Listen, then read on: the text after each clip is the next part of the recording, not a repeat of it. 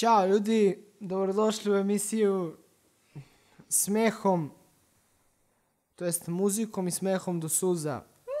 Moje ime je Aleksandar Lijević. Nalazimo se u studiju Bass Music Team. Kraj mene su moji dobri prijatelji Alen Antology i... Znači Alen Antology, Stefan Simić. I ništa, nije bitno.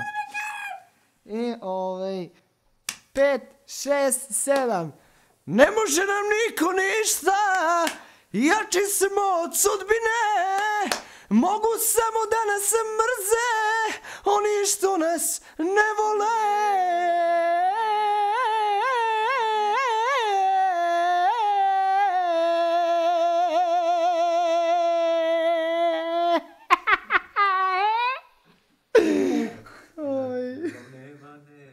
Napuštate, molim vas. Ljubav nema.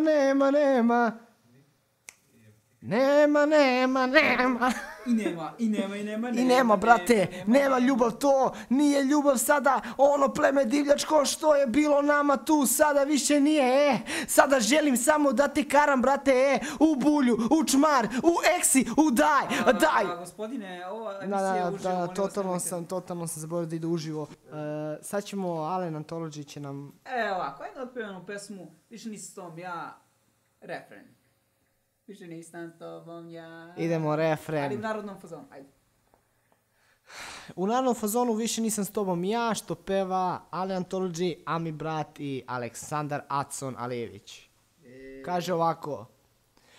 Više nisam s tobom ja, više nije kao nekada. Više nije kao pre, više nije tako bre. Pa sad kažem ni pravi deo. Više nisam s tobom ja, više nije isto kao pre. Oh baby. Više nisam s tobom ja, ona mala se prokurvala.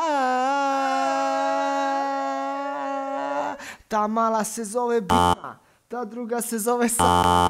Da li ovo možda sluša ona? Sa. Oh yeah! Ako ne sluša, popušiš mi karu. I onako će sve ovo biti sutra na netu. Yeah!